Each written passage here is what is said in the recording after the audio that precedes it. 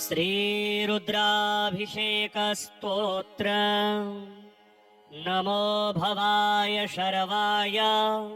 रुद्राय वरदाय च पशूनां पतये नित्य मुग्राय च कपर्दिने महादेवाय भीमाय त्र्यम्बकाय च शान्तये ईशानाय मखग्नाय नमोऽस्पन्धकघातिने कुमारगुरवे तुभ्यं नीलग्रीवाय वेधसे पिनाकिने हविष्याय सत्याय विभवे सदा विलोहिताय धूम्राय व्याधायानपराजिते नित्यं नीलशिखण्डाय शूलिने दिव्यचक्षुषे होत्रे पोत्रे त्रिनेत्राय व्याधाय वसुरेतसे अचिन्त्यायाम्बिका भर्त्रे सर्वदेवस्तुताय च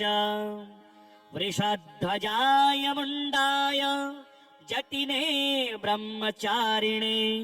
तप्यमानाय सलिले ब्रह्मण्यायाजिताय च विश्वात्मने विश्वसृजे विश्वमावृत्य तिष्ठते नमो नमस्ते सेव्याय भूतानां प्रभवे सदा ब्रह्मवक्त्राय सर्वाय शङ्कराय शिवाय च नमोऽस्तु वाचस्पतये प्रजानां पतये नमः अभिगम्याय काम्याय स्तुत्यायार्याय सर्वदा नमोऽस्तु देवदेवाय महाभूतधराय च नमो विश्वस्य पतये पत्नीनां पतये नमः नमो विश्वस्य पतये महतां पतये नमः नमः सहस्रशिरसे सहस्रभुजमृत्यवे सहस्रनेत्रपादाय नमो संख्योयकर्मणि नमो हिरण्यवर्णाय हिरण्यकवचाय च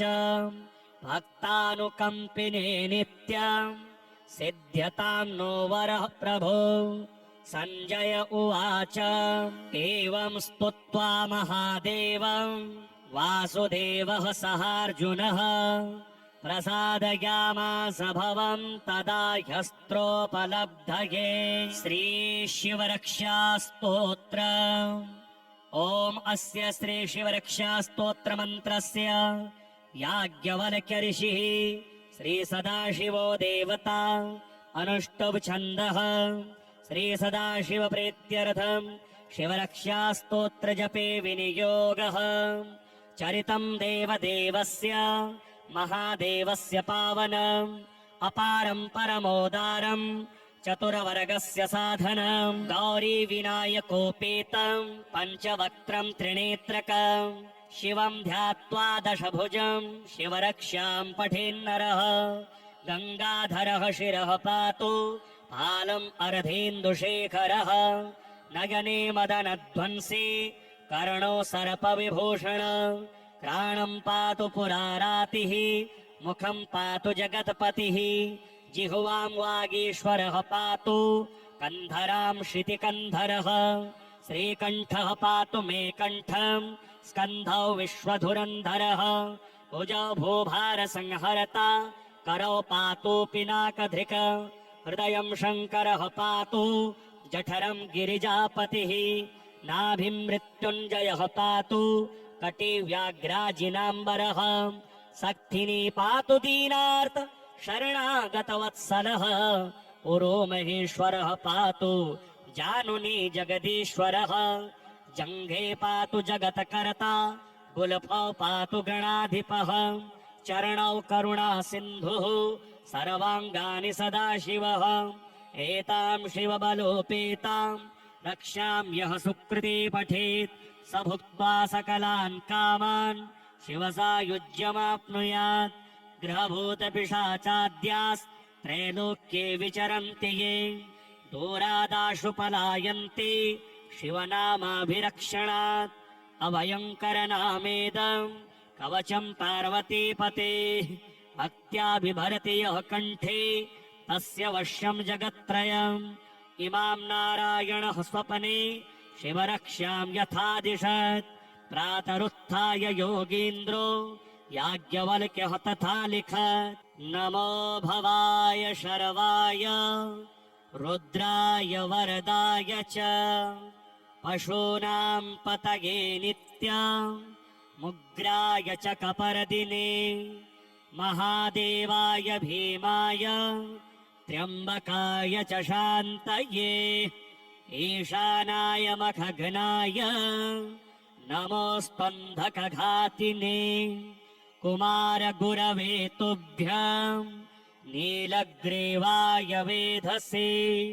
पिनाकिने हविष्याय सत्याय विभवे सदा विलोहिताय धूम्राय व्याधायानपराजिते नित्यं नीलशिखण्डाय शोलिने दिव्यचक्षुषे होत्रे पोत्रे त्रिनेत्राय व्याधाय वसुरेतसे अचिन्त्यायाम्बिका भर्त्रे सर्वदेवस्तुताय च वृषध्वजाय मुण्डाय जटिने ब्रह्मचारिणे तप्यमानाय सलिले ब्रह्मण्यायाजिताय च विश्वात्मने विश्वसृजे विश्वमावृत्य तिष्ठते नमो नमस्ते सेव्याय भूतानां प्रभवे सदा ब्रह्मवक्त्राय सर्वाय शङ्कराय शिवाय च नमोऽस्तु वाचस्पतये प्रजानां पतये नमः अभिगम्याय काम्याय स्तुत्यायार्याय सर्वदा नमोऽस्तु देवदेवाय महाभूतधराय च नमो विश्वस्य पतये पत्नीनां पतये नमः नमो विश्वस्य पतये महतां पतये नमः नमः सहस्रशिरसे सहस्रभुजमृत्यवे सहस्रनेत्रपादाय नमो सङ्ख्योऽयकर्मणि नमो हिरण्यवर्णाय हिरण्यकवचाय च भक्तानुकम्पिने नित्यं सिद्ध्यतां नो वरः प्रभो सञ्जय उवाच एवं स्तुत्वा महादेवं वासुदेवः सहार्जुनः प्रसादयामास भवं तदा ह्यस्त्रोपलब्धये श्रीशिवरक्षास्तोत्रम् ॐ अस्य श्रीशिवरक्षास्तोत्रमन्त्रस्य याज्ञवल्क्य ऋषिः श्रीसदाशिवो देवता अनुष्टुप् छन्दः श्रीसदाशिवप्रीत्यर्थं शिवरक्षास्तोत्रजपे विनियोगः चरितं देवदेवस्य महादेवस्य पावनम् अपारं परमोदारं चतुरवर्गस्य साधनं गौरीविनायकोपेतं पञ्चवक्त्रं त्रिनेत्रकं शिवं ध्यात्वा दशभुजं शिवरक्षां पठेन्नरः गङ्गाधरः शिरः पातु फालम् अर्धेन्दुशेखरः नयने मदनध्वंसी कर्णो सर्पविभूषण घ्राणं पातु पुरारातिः मुखं पातु जगत्पतिः जिह्वां वागीश्वरः पातु कन्धरां श्रुतिकन्धरः श्रीकण्ठः पातु मे कण्ठं स्कन्धौ विश्वधुरन्धरः भुजौ भूभारसंहर्ता करौ पातु पिनाकधृक् हृदयं शङ्करः पातु जठरं गिरिजापतिः नाभिं मृत्युञ्जयः पातु कटिव्याघ्राजिनाम्बरः सक्थिनी पातु दीनार्त शरणागतवत्सलः पुरो महेश्वरः पातु जानुनी जगदीश्वरः जङ्घे पातु जगत्कर्ता गुल्फौ पातु गणाधिपः चरणौ करुणा सिन्धुः सर्वाङ्गानि सदाशिवः एतां शिवबलोपेतां रक्षां यः सुकृते पठेत् स भुक्त्वा सकलान् कामान् शिवसायुज्यमाप्नुयात् ग्रहभूतपिशाचाद्यास्त्रैलोक्ये विचरन्ति ये दूरादाशु पलायन्ते शिवनामाभिरक्षणात् अभयङ्करनामेदम् कवचं पार्वतीपतेः भक्त्या बिभरति यः कण्ठे तस्य वश्यं जगत्त्रयम् इमां नारायणः स्वपने शिवरक्ष्यां यथादिशत् प्रातरुत्थाय योगीन्द्रो याज्ञवल्क्यः तथा लिखत् नमो भवाय शर्वाय रुद्राय वरदाय च पशूनां पतये नित्यां मुग्राय च कपर्दिने महादेवाय भीमाय त्र्यम्बकाय च शान्तये ईशानाय मखघ्नाय नमो स्पन्दकघातिने कुमारगुरवे तुभ्यं नीलग्रीवाय वेधसे पिनाकिने हविष्याय सत्याय विभवे सदा विलोहिताय धूम्राय व्याधायानपराजिते नित्यं नीलशिखण्डाय शोलिने दिव्यचक्षुषे होत्रे पोत्रे त्रिनेत्राय व्याधाय वसुरेतसे अचिन्त्यायाम्बिका भर्त्रे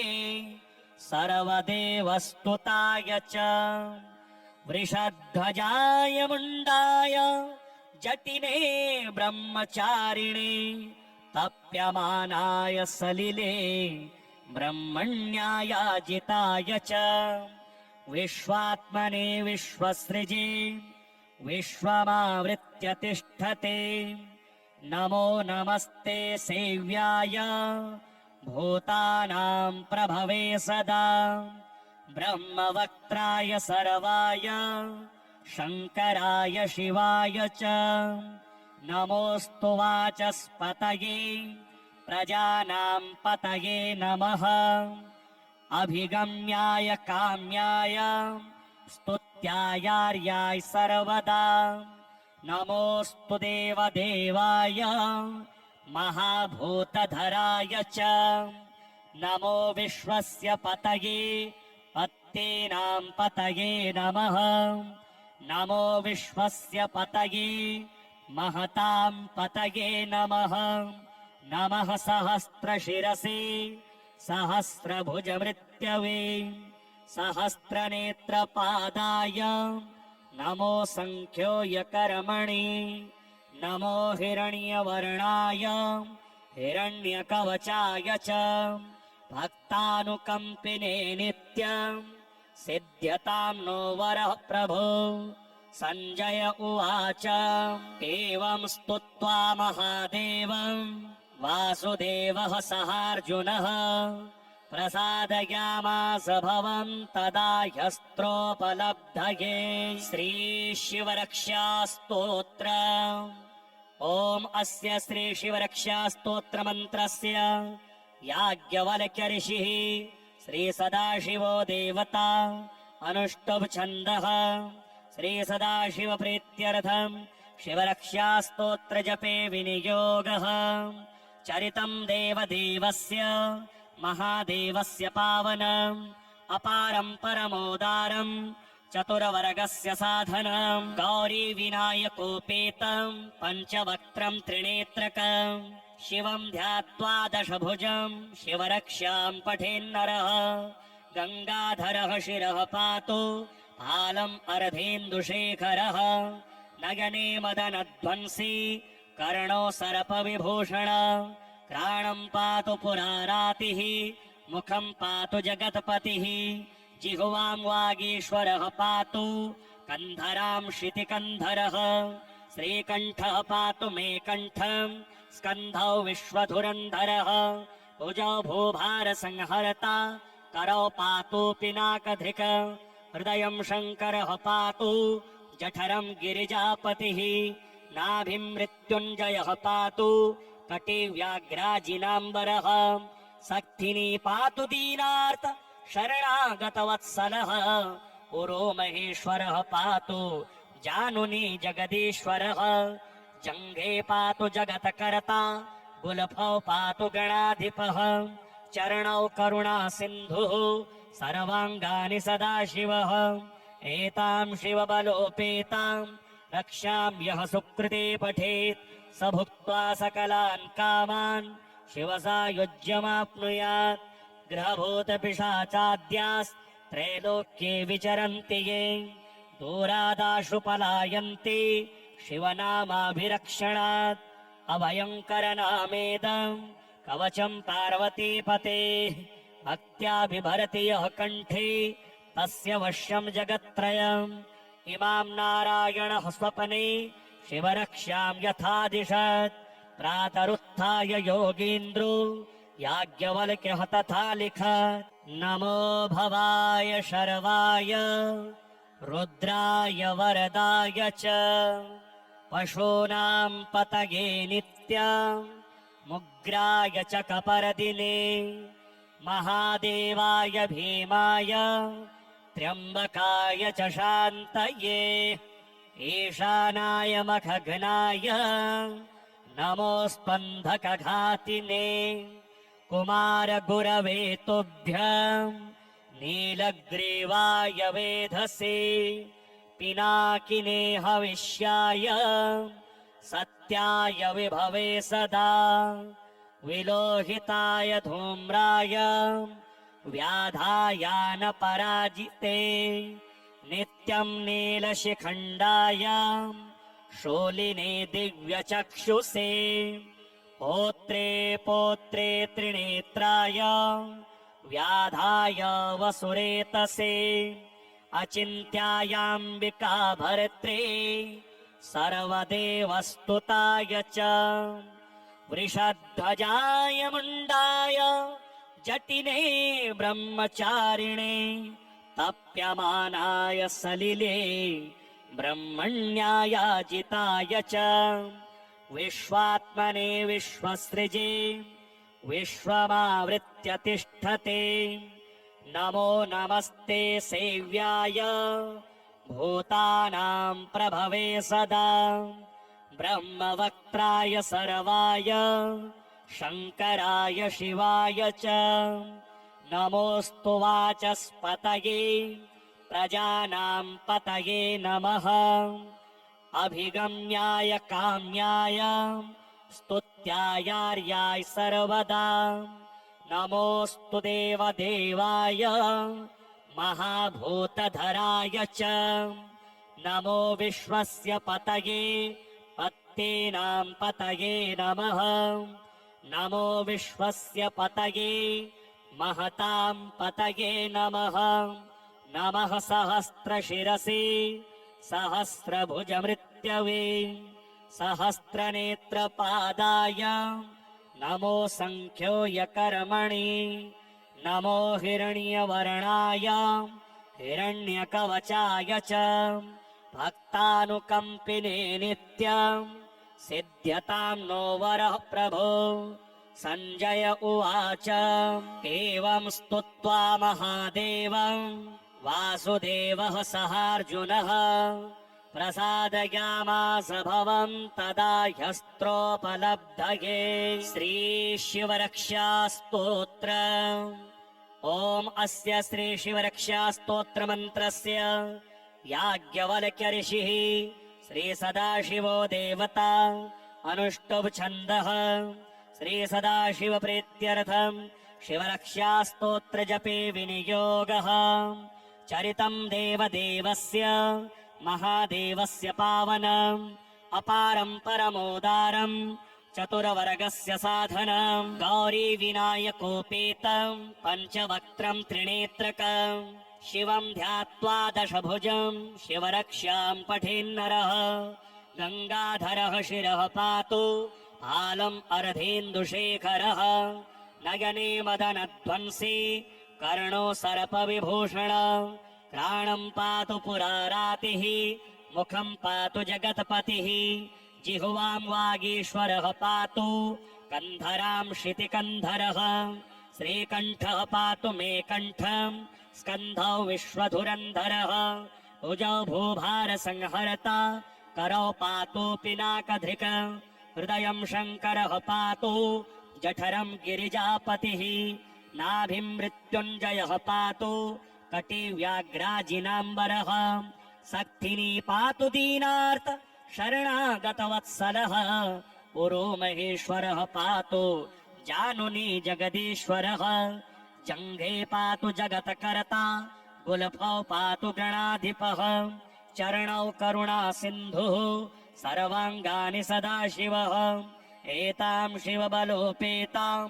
रक्षां यः सुकृती पठेत् स भुक्त्वा सकलान् कामान् शिवसायुज्यमाप्नुयात् ग्रहभूतपिशाचाद्यास्त्रैलोक्ये विचरन्ति ये दूरादाशु पलायन्ते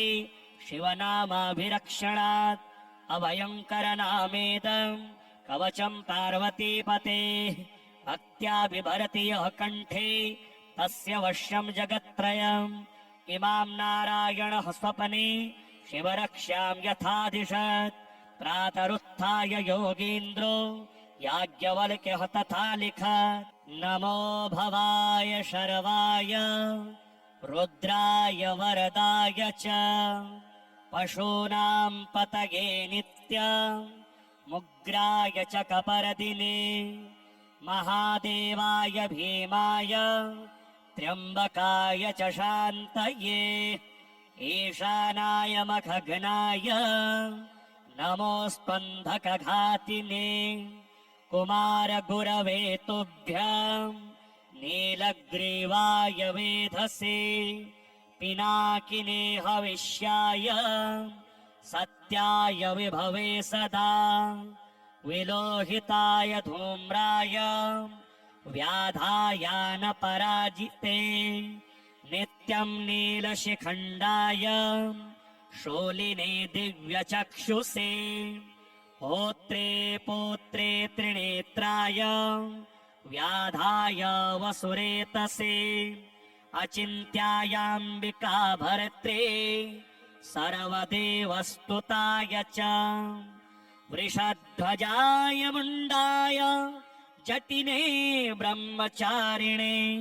तप्यमानाय सलिले ब्रह्मण्यायाजिताय च विश्वात्मने विश्वसृजे विश्वमावृत्य तिष्ठते नमो नमस्ते सेव्याय भूतानां प्रभवे सदा ब्रह्मवक्त्राय सर्वाय शङ्कराय शिवाय च नमोऽस्तु वाचस्पतये प्रजानां पतये नमः अभिगम्याय काम्याय स्तुत्यायार्याय सर्वदा नमोऽस्तु देवदेवाय महाभूतधराय च नमो विश्वस्य पतये पत्नीनां पतये नमः नमो विश्वस्य पतये महतां पतये नमः नमः सहस्रशिरसे सहस्रभुजमृत्यवे सहस्रनेत्रपादाय नमो सङ्ख्योऽयकर्मणे नमो हिरण्यवर्णाय हिरण्यकवचाय च भक्तानुकम्पिने नित्यं सिद्ध्यतां नो वरः प्रभो सञ्जय उवाच एवं स्तुत्वा महादेवं वासुदेवः सहार्जुनः प्रसादयामास भवं तदा ह्यस्त्रोपलब्धये श्रीशिवरक्षास्तोत्र ॐ अस्य श्रीशिवरक्षास्तोत्रमन्त्रस्य याज्ञवल्क्य ऋषिः श्रीसदाशिवो देवता अनुष्टुप् छन्दः श्रीसदाशिवप्रीत्यर्थं शिवरक्षास्तोत्रजपे विनियोगः चरितं देवदेवस्य महादेवस्य पावनम् अपारं परमोदारं चतुरवर्गस्य साधनं गौरी विनायकोपेतं पञ्चवक्त्रं त्रिनेत्रकं शिवं ध्यात्वा दशभुजं शिवरक्षां पठेन्नरः गंगाधरः शिरः पातु पालम् अर्धेन्दुशेखरः नयने मदनध्वंसी कर्णो सर्पविभूषण घ्राणं पातु पुरारातिः मुखं पातु जगत्पतिः जिह्वां वागीश्वरः पातु कन्धरां शितिकन्धरः श्रीकण्ठः पातु मे कण्ठं स्कन्धौ विश्वधुरन्धरः भुजौ भूभारसंहर्ता करौ पातु पिनाकधिक हृदयं शङ्करः पातु जठरं गिरिजापतिः नाभिं मृत्युञ्जयः पातु कटिव्याघ्राजिनाम्बरः सक्थिनी पातु दीनार्त शरणागतवत्सलः पुरो महेश्वरः पातु जानुनी जगदीश्वरः जङ्घे पातु जगत्कर्ता गुल्फौ पातु गणाधिपः चरणौ करुणा सिन्धुः सर्वाङ्गानि सदाशिवः एतां शिवबलोपेतां रक्षां यः सुकृती पठेत् स भुक्त्वा सकलान् कामान् शिवसायुज्यमाप्नुयात् ग्रहभूतपिशाचाद्यास्त्रैलोक्ये विचरन्ति ये दूरादाशु पलायन्ति शिवनामाभिरक्षणात् अभयङ्करनामेदं कवचं पार्वतीपतेः भक्त्या बिभरति यः कण्ठे तस्य वश्यं जगत्त्रयम् इमां नारायणः स्वपने शिवरक्ष्यां यथादिशत् प्रातरुत्थाय योगीन्द्रो याज्ञवल्क्यः तथा लिखत्।